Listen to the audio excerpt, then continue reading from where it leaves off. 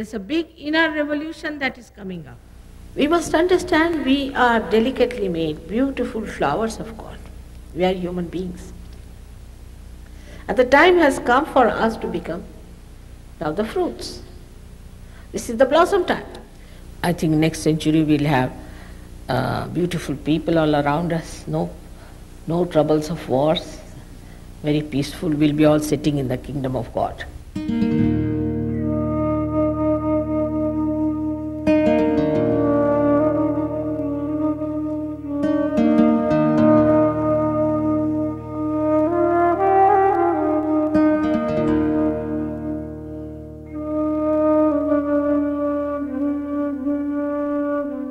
Since the beginning of time, human beings have been searching for answers. Who am I? Why am I here? What is the purpose of existence? Many great incarnations and prophets have tried to shed light on the human dilemma and urge us toward spiritual awakening. Like different flowers on one tree of life, they spoke the same truths, but were bathed in different fragrances. Buddha saw enlightenment as the answer to our suffering, a 1,000-petal lotus emanating from the crown of the head. Muhammad also spoke of the Ruh, a cool breeze flowing out of the top of the head and the hands. At the time of resurrection, your hands will speak, he explained. And Krishna, in his playful mirth, depicted the need for yoga, or union with the divine. He spoke of the collective nature of man and the need for each of us to dissolve into the ocean of bliss. Christ also explained that salvation would come only through second birth. Forgiveness and compassion would clear the path towards this awakening, which would be felt as tongues of cool flames crowning the head in a divine halo.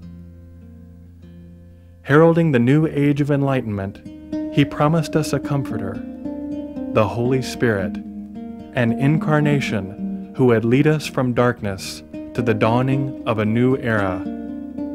The age of the Mother has arrived.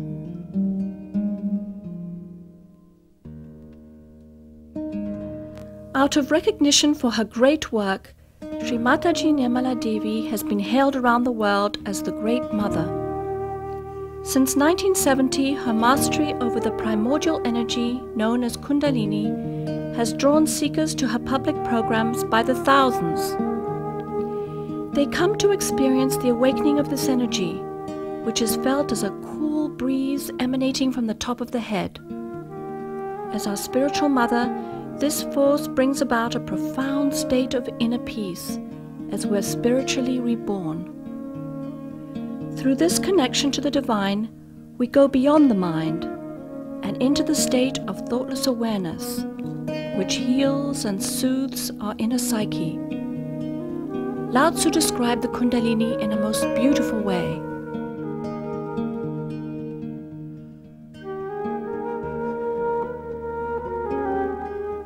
There is a thing, inherent and natural, which existed before heaven and earth.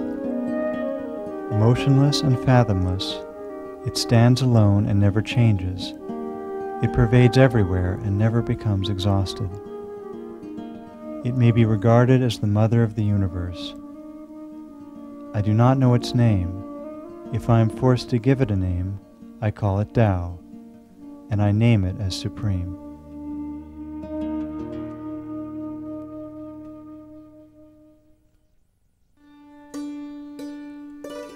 Sri Mataji was born to a Christian family at Chhindwara, a town at the very center of India.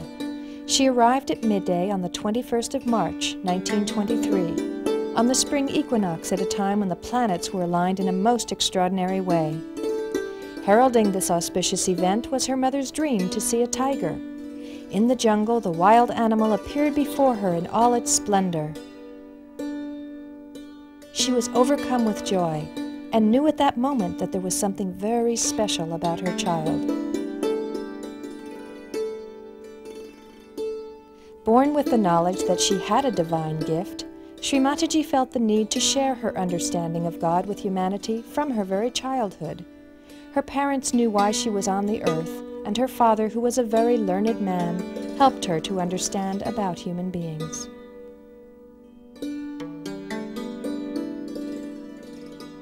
As a child, she was called Nirmala, which means pure, and she spent a very happy childhood endearing herself to all around her.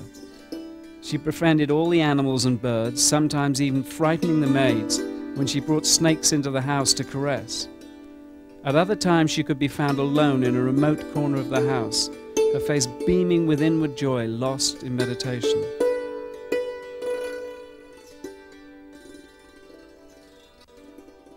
Even at an early age, she was searching for a way to share this joy with those around her. She loved everything that was genuine and natural, walking each day to school in her bare feet in order to feel the earth. Her father laughingly told a new driver, "It is easy to recognize my daughter. She is the girl who carries her shoes in her hands." During vacations and holidays, Nirmala accompanied her family to Gandhi's ashram. He enjoyed her immensely, affectionately calling her Nepali because of her beautiful features. Sri Mataji later explained her relationship with the Mahatma. Now Gandhiji was very strict. The way he used to make everyone get up at 4 in the morning, have your bath, come for puja. But his quality was that what he said, he practiced. There was no hypocrisy about it. Also, he used to get into a temper with people who would misbehave, and I used to put some cool water on him. Because I was a little girl, he would really understand it. And he used to say, "How is it that you keep so peaceful about such things?" And I said, "That's the solution. Reaction is not the way you can really work it out. Forgiving itself solves the problem."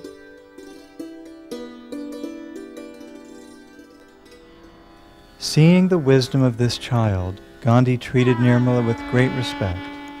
He recognized her divine nature and sought her advice about spiritual matters. When the fight for India's independence from Britain began, Nirmala and her family were at the heart of the struggle. Renouncing their wealth, her parents, Prasad and Cornelia Rao, who were direct descendants of the royal Shalavahana dynasty, helped organize protests in Nagpur. As a result, they were frequently put in prison from 1928 until freedom was won in 1947. They made it a family rule that no one was to shed tears upon their departure for jail, teaching the children to share in joy and grief alike. After all, their incarceration was a step towards freedom for their mother India, and there was no need to be sad.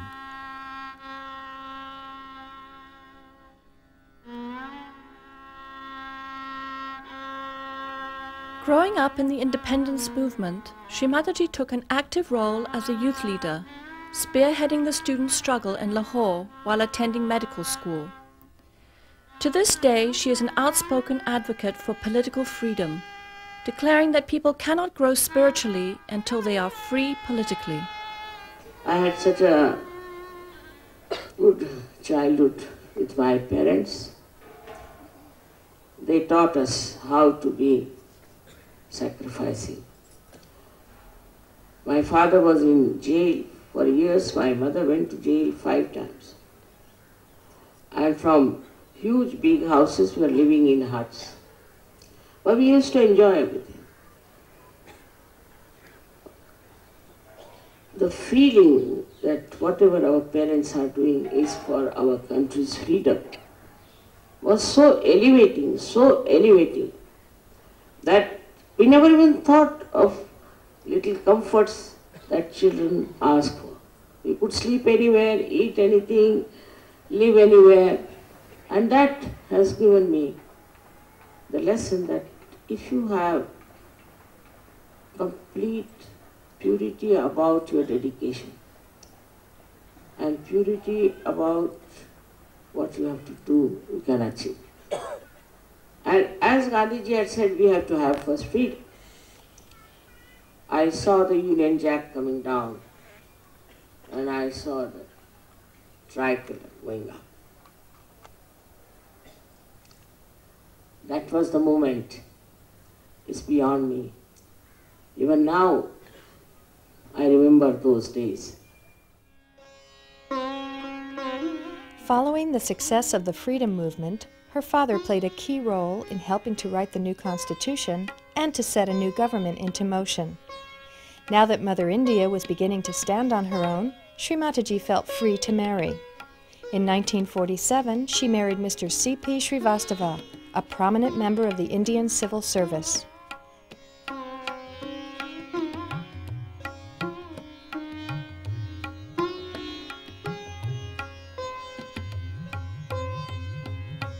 They were blessed with 2 daughters, Kalpana and Sadhana, and success in his political career. He was appointed personal secretary to one of the most famous and beloved prime ministers in Indian history, Lal Bahadur Shastri. Following Shastri's tragic death, Mr. Srivastava began his United Nations career, culminating in 16 years as Secretary General of the United Nations International Maritime Organization and a knighthood by the Queen of England. During this period, Sri Mataji waited patiently for the right time to begin spreading her divine message.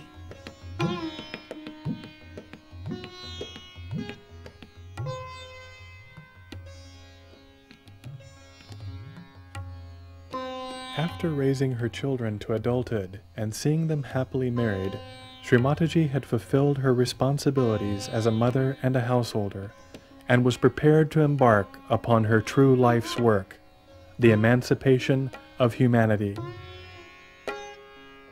Having been invited to the ashram of a prominent local guru in 1970, she was shocked to see him looting people in the name of spirituality. Suddenly aware that the seekers everywhere were in danger from this future trend, Sri Mataji searched deep within herself for a solution.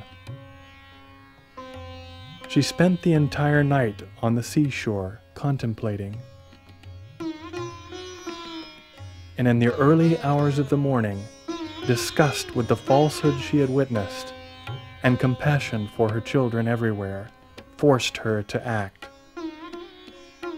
She meditated upon the Sahasrara, the energy center on the crown of the head, and prayed that all the seekers of truth would eventually receive their enlightenment and bring about the dawning of collective consciousness in humanity.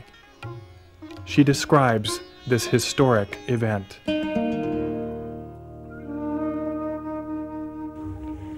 As soon as Sahasrara was open, the whole atmosphere was filled with tremendous Chaitanya. And there was tremendous light in the sky. And the whole thing came on this earth as if a torrential rain or a waterfall with such a tremendous force, as if I was unaware and got stupefied. The happening was so unexpected and so tremendous that I was stunned and I became completely silent at its grandeur.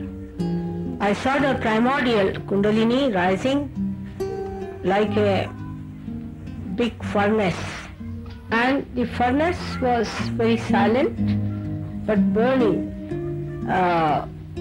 appearance it had, as if you heat up some metal and it has many colors. In the same way, the Kundalini showed up like a huge furnace, which is like a tunnel, where you see these plants you have for coal burning to create electricity. And it stretched like a telescope, one after another came out like that.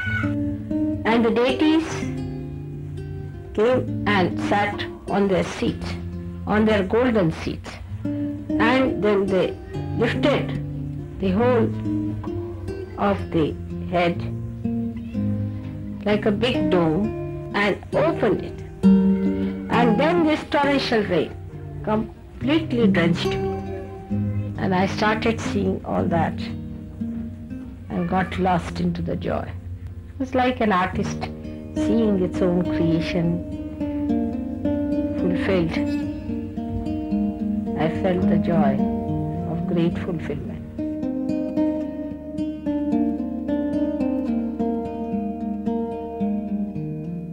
After emerging from this beautiful experience, Sri Mataji looked around and saw the blindness of human beings, and she became absolutely silent.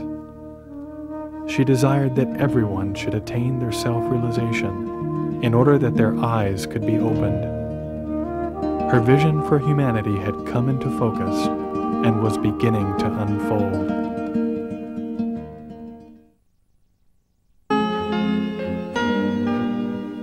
Following this, Sri Mataji began teaching a small group of seekers how to meditate. She stood behind each individual and raised the Kundalini by placing her hands on the various energy centers along the spine. This was a natural process which awakened their residual power of pure desire. She awakened this power called Kundalini, which lay dormant in the sacrum bone at the base of the spine, coiled in 3.5 coils.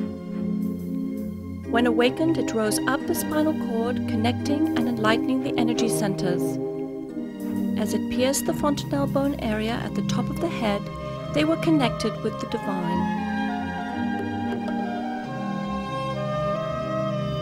Although she was working with only a handful of people, she was searching for a universal method which would allow her to give this experience to large groups of people. She soon developed a technique for en masse self-realization. Taking into account all the different combinations and permutations of the human personality, the method was startlingly simple. The seeker would express his or her desire by holding the left hand towards Sri Mataji. Verbal affirmations helped the mothering energy to rise, and the experience could be verified by feeling the Kundalini in the hands and above the head. As more and more people expressed their desire to have this awakening, she began an en masse self-realization movement. Sahaja Yoga was born.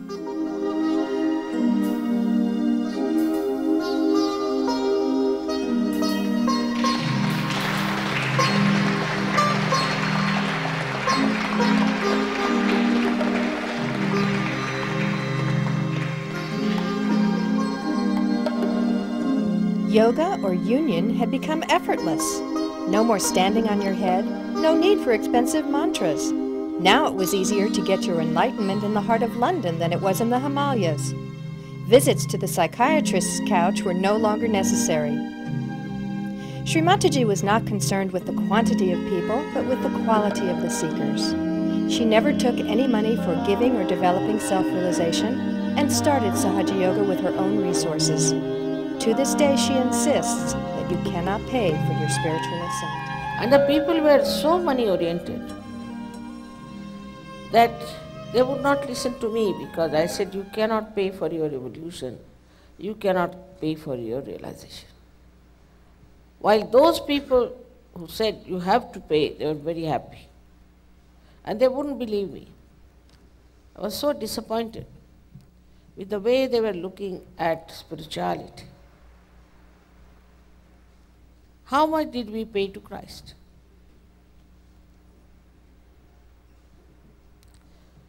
How much did we pay to Mother Earth for these flowers? That money orientation was so great that one of the reasons for our plight is that we supported all kinds of wrong, false people.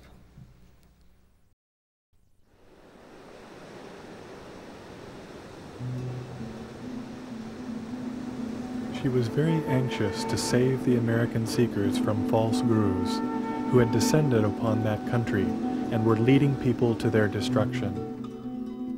In 1972, she sold her gold bangles and with that money set sail for America. In hall after hall, she warned of the dangers of following the false teachers who made many claims, but in reality were damaging the kundalinis and energy centers of their disciples. However, this message fell on deaf ears. The seekers of America were too naive and enthralled to listen.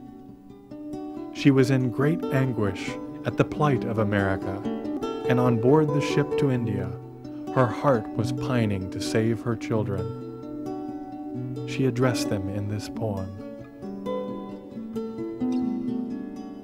To my flower children, You are angry with life, like small children whose mother is lost in darkness. You sulk, expressing despair at the fruitless end of your journey. You wear ugliness to discover beauty.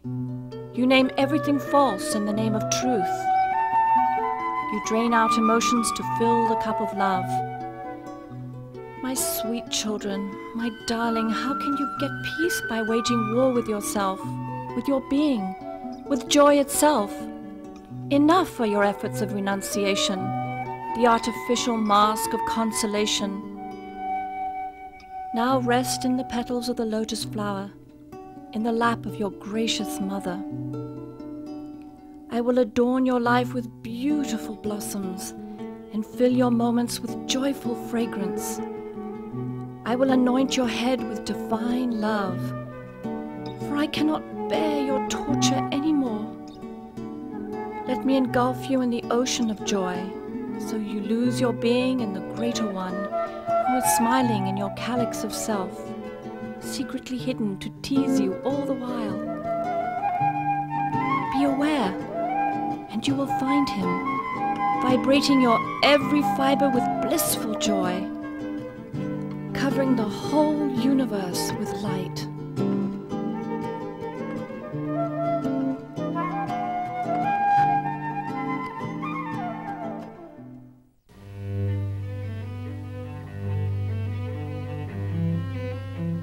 Sri Mataji's efforts to reach the Western seekers intensified in 1974. Her husband was elected Secretary General of the United Nations International Maritime Organization, and they moved to England. Europe became her home, and Sahaja Yoga centers sprang up across the continent. Finding that this worked well for individuals, she began to emphasize the need for collective awareness. The experience became stronger when shared with others. She likened this to the analogy of one candle enlightening another and another, until there were so many candles standing together that the room was filled with light.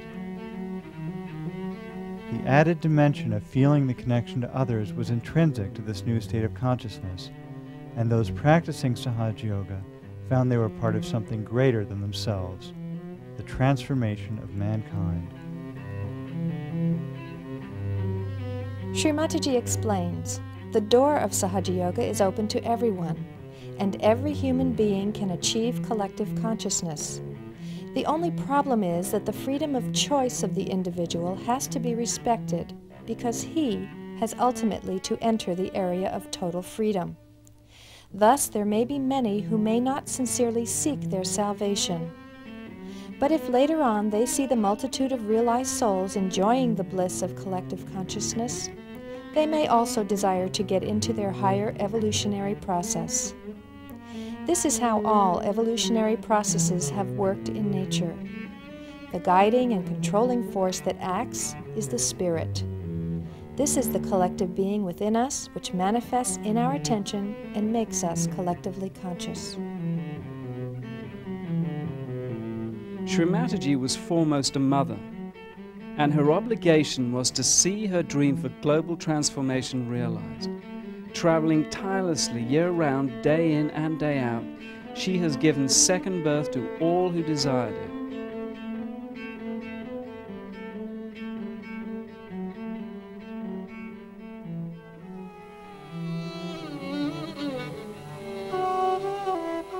Since 1970, she has given enlightenment en masse in over 65 countries around the world, from Russia to Australia. In 1995, at a program held in Bombay, Sri Mataji raised the kundalinis of over 100,000 people at the same time. People overflowed from the hall and sat in the streets. Unable to hear the lecture, they simply held out their hands and felt the joy. Programs of similar magnitude have become common throughout Russia and Eastern Europe. Sri Mataji's name has become a household word for many Russian families, and programs must be held in football stadiums to accommodate all those who ardently desire their spiritual fulfillment. They recognize that she is the great mother who has come to comfort them.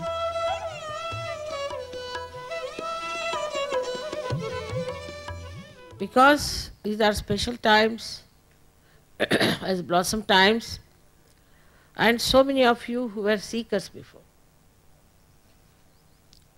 seeking truth all over, going to Himalayas, standing on your heads, fasting, doing all kinds of renunciations and everything, now have taken birth and are normal people, householders.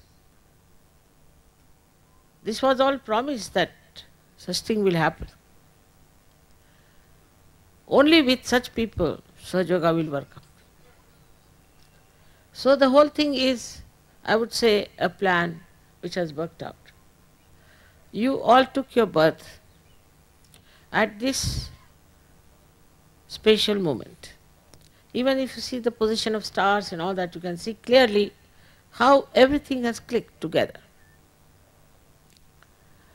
It's all a divine plan. So a person who has a Sahaj culture is not only spontaneous but is inspired, is an inspired personality.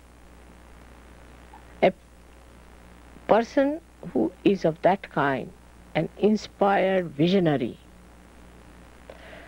then other people get impressed by such a person that, see, there is a man who is inspired, who talks in an inspired way, in a way that is something very different from others, something new, he says,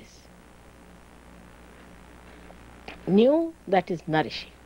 In the world of this nonsense that we are living, we have to be something like the lotuses, who cannot be tarnished, who cannot be affected by all the ills that are going on. This is what is the test, is the pariksha. That at this time, at this difficult time, we can blossom and create fragrance and get so many others to this beautiful atmosphere. With your good wishes, with your prayers, this world will be so beautiful, so enchanting, that in the history people will describe that the world itself became a lotus full of fragrance, of divinity.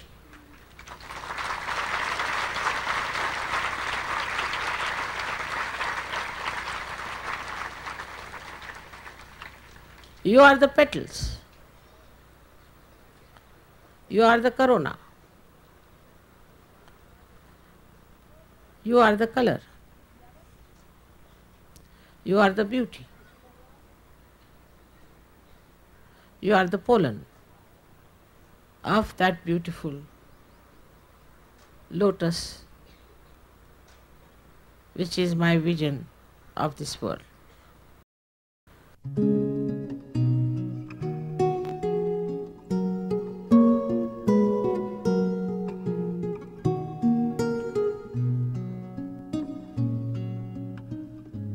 In the history of spirituality, there has never been a personage who has more clearly defined the purpose of human existence than Sri Mataji Nirmala Devi.